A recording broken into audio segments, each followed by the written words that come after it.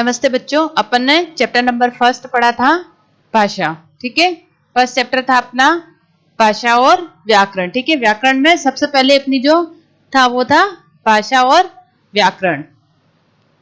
इसमें अपन ने पढ़ा था कि भाषा किस प्रकार की होती है, संकेतों वाली होती है और मौखिक होती है। ठीक है, जिस प्रकार मनुष्य अपने जिस भी लैंग्वेज में जिस भी तरीके से अपनी क्या करता है, विचारों को सामने वाले को प्रकट करता है, समझा सकता है, वो क्या कहलाती, भाषा कहलाती। चाहे वो बोलकर समझाए, चाहे लिखकर समझाए, चाहे संकेतों में समझाता है।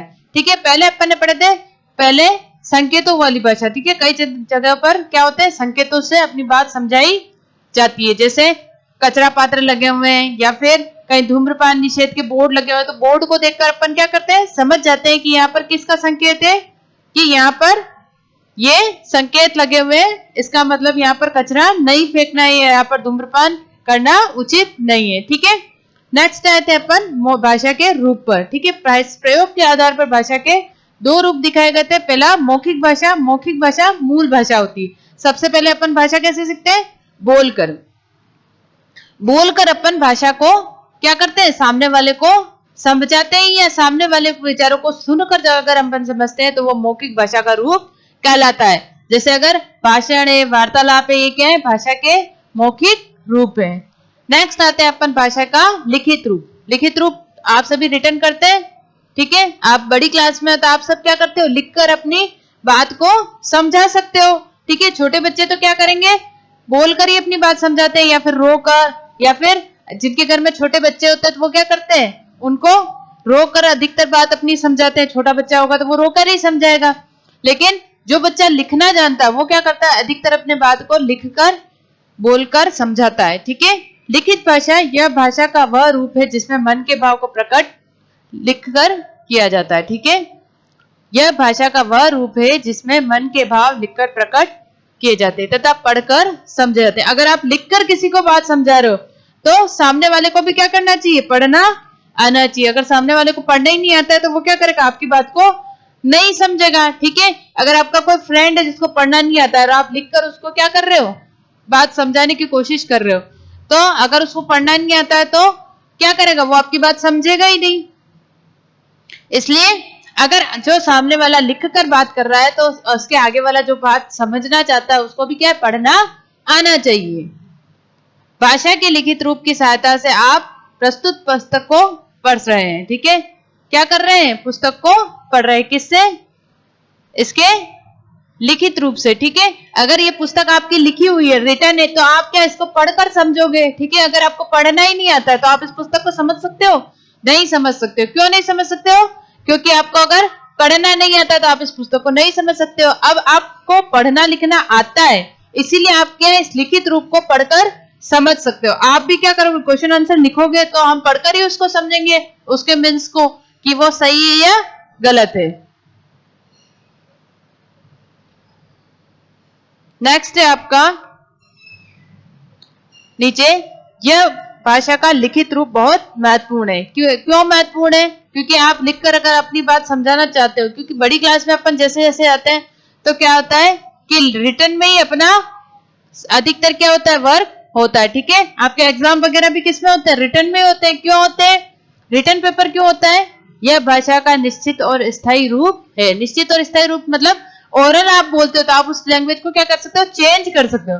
ठीक है, एक बार आपने आंसर बोला कि मैडम ने क्वेश्चन किया कि भारत की राजधानी क्या है, अगर किसी बच्चे ने बोल दिया बॉम्बे, तो वो क्या कर सकता है, चेंज कर सकता है ना, अरे नहीं नहीं मैम बॉम्बे नहीं है, इसका तो आंसर क्या है, दिल्ली है। ठीक है, और जो लिखित रूप है, लिखित रूप क्या है, निश्चित भी होता है, स्थायी भी होता है। अगर आपने एक बार लिख दिया आंसर शीट में, अगर आंसर है कि भारत की राजधानी दिल्ली है, तो आपने अगर दिल्ली लिखा है तो वो करेक्ट है।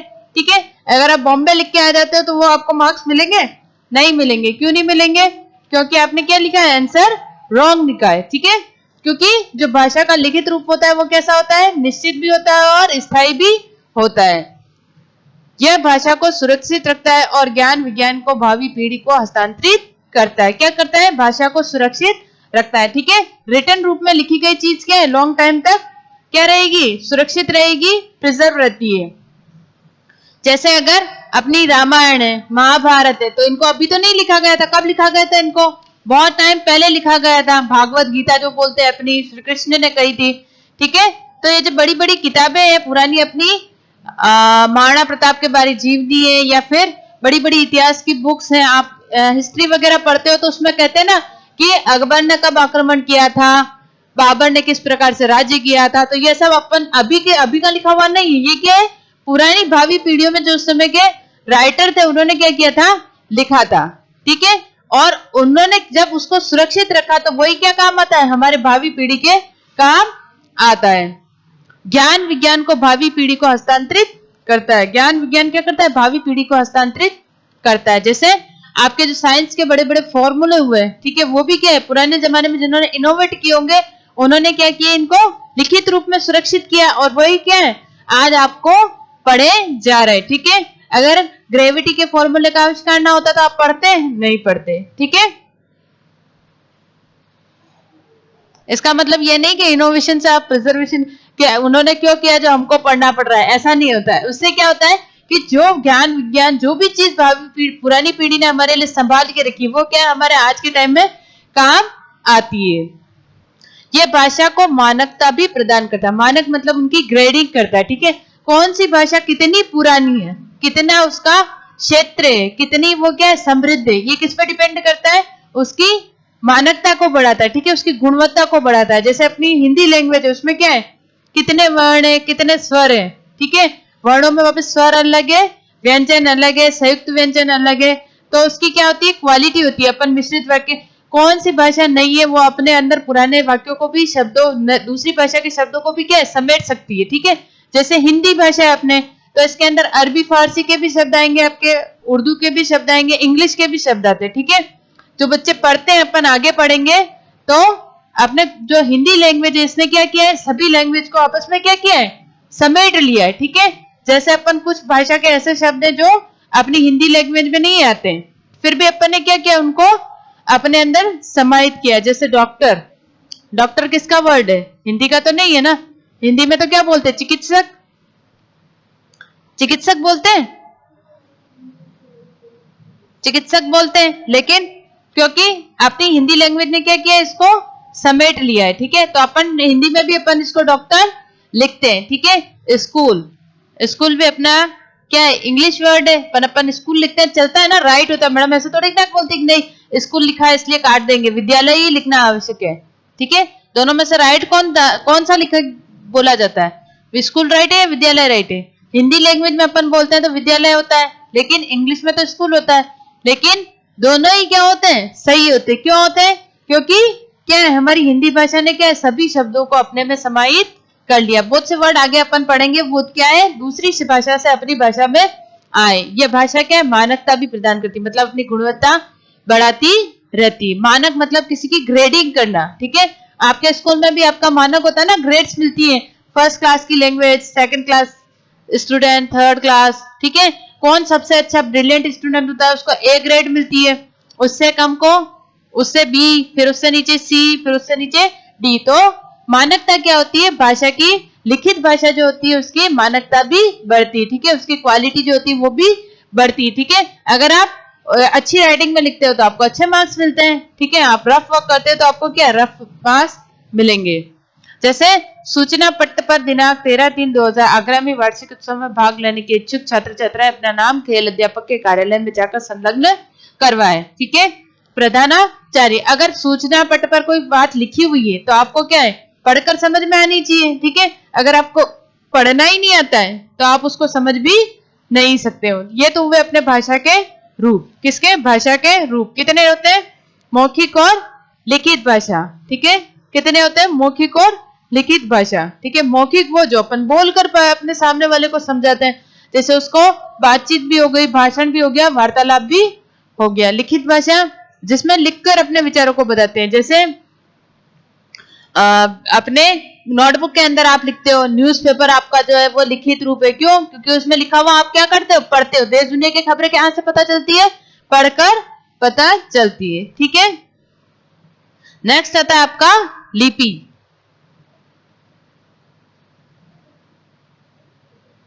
लिखित भाषा के प्रत्येक ध्वनि को व्यक्त करने में कोई ना कोई चिन्ह होता है जिसे लिपि कहा जाता है, ठीक है। लिखित भाषा को प्रत्येक ध्वनि को व्यक्त करने के लिए कोई ना कोई चिन्ह होता है जिसे लिपि कहते हैं। यहाँ पे बच्चों आपके दिख नहीं रहा है इसलिए मैं इसको पेन से लिख देती हूँ।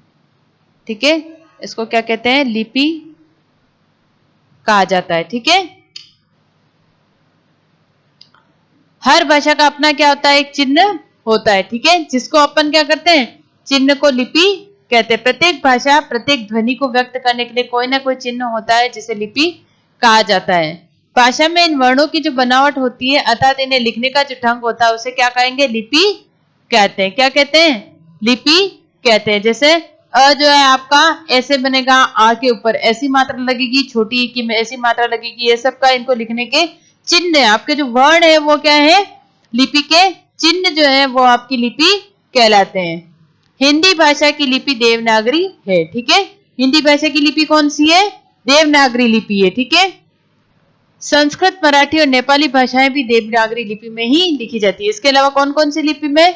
देवनागरी लिपि में कौन सी भाषाएं लिखी जाती है? संस्कृत, मराठी और नेपाली भाषाओं की जो लिपि है वो भी देवनागरी। इनका मतलब लिपि का मतलब जो इनके चिन्ह है, ठीक है, वो अधिकतर क्या है?